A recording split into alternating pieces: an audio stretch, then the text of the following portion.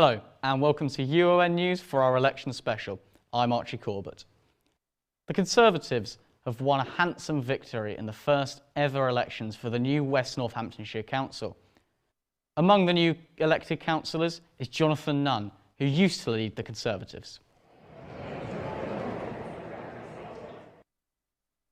Below me, the votes are still coming in, they're still counting, but we can report that the Conservatives are now on course for a convincing victory.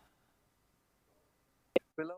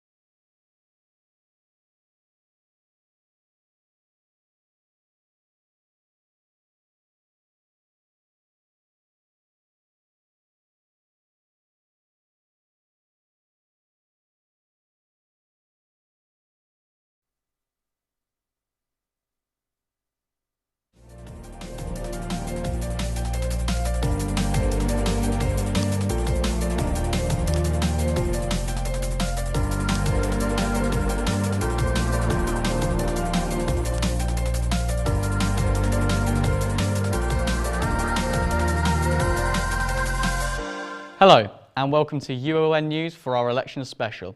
I'm Archie Corbett. The Conservatives have won a handsome victory in the first ever elections for the new West Northamptonshire Council. Let's go straight to Silverstone, the home of motor racing, where the count for the new council has been taking place. Our reporter, Robert Constantine, is there.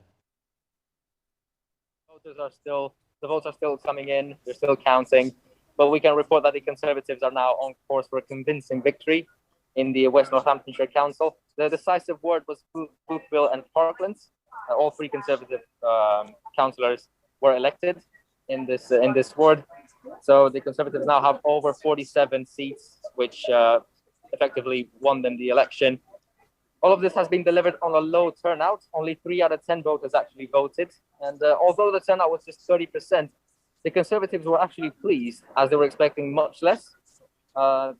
People that we interviewed from the Labour Party were not as pleased. They were quite disappointed with the turnout. They would have thought that more postal votes would come in. That was not the case. So overall, it's a disappointing night for Labour. All of the Labour candidates that we have spoken to desperately wanted some change, and they unfortunately did not get it this year. Among the newly elected councillors is Jonathan Nunn, who used to lead the Conservatives. There were lots of rumours that it would be a very, very low turnout. It doesn't seem to have been. It's been an unusual campaign as well. Always we hope that people hear something from their local councillors during the term. But it is true, the campaign is a great opportunity to actually get out and talk to people and say, look, this is what I've done for the last few years, if you've been a councillor. This is what I really want to do for our area in the future. I'd really like your support. Now, let's just have a look at the latest state of play. 30 wards have been declared. That's delivered 6 Liberal Democrat councillors, 20 Labour, 65 Conservative councillors and 2 independent, giving the Conservatives a clear majority. It was the financial crisis at Northamptonshire County Council that led to the abolition of all of the county's local authorities. Here is Candice Blake to explain what went wrong. 2 years ago, the County Council was the first council to go bankrupt in 20 years. The Conservative administration had kept its council tax very low, relying on government grants. When those were slashed after the banking crisis, a great black hole opened up in the council's budget. Libraries were left fighting for survival, bus routes were cut, and the charities lost vital grants. But the worst part was the disintegration of the Children's Services Department. 2 small children, Dylan Tiffin Brown and Evelyn Muggleton, both murdered at home. One of the problems was the council relied too heavily on agency social workers. Of the social workforce being agency staff. That means that there is a lack of consistency for children in the county. There are also issues around some serious what were then serious case reviews, which are now called local children safeguarding reviews, into child deaths in the county. There were a lot of concerns and continue to be a lot of concerns around the quality of leadership, the quality of actual services provided for children. The government abolished the county council. It set up an independent children's trust in order to get a grip on child protection. So there's a lot more focus on home growing our own social workers and ensuring that our social workers are employed by the local authority rather than by an agency, because agency staff by default won't have they'll be committed while they're there, but they might only be there for a short period, and so some children could have multiple social workers involved with them, which is really not helpful for children's holistic development. It was a catastrophic failure of local government, and yet despite the failings, the Conservatives are on course for victory in the new council. Northampton Borough Council also got mired in scandal, again while under Conservative control. This time they became embroiled in a controversy with Northampton Town Football Club over the missing millions. James Wells tells the story of what's happened so far. One of the biggest scandals in Northampton Borough Council's history is the Cobblers' missing millions. In July 2012, then chairman of Northampton Town Football Club David Cardoza proposed redevelopment of Sixfields East Stand and the surrounding area. Then leader of the council David McIntosh, pictured on the left, agreed to lend the club £10.25 million. However, the redevelopment stopped in October 2014 because the workers hadn't been paid. The club had missed 2 repayments by September 2015, and a BBC investigation revealed that millions had been misappropriated. In November, a police inquiry began into alleged financial irregularities, and the club was taken over by former Oxford United chairman Kelvin Thomas, who paid outstanding taxes and wages. An internal council investigation started in January 2016. Meanwhile, Cardoza was arrested. In June, it was claimed that McIntosh had not passed on warnings about the loan when he was council leader, but he denies this. By November 2018, there were 30 suspects in the investigation. Cardoza and his father were ordered to repay £2.1 million to the council in January 2019. And just 6 weeks ago, Cardoza's wife was told to repay over £400,000 to the council or face losing her home. Julian Sturdy is a former BBC journalist who was involved in the uncovering of the scandal. It was a great scandal. I mean, it was a scandal for the reputation of Northampton Football Club, but also the reputation of the borough council.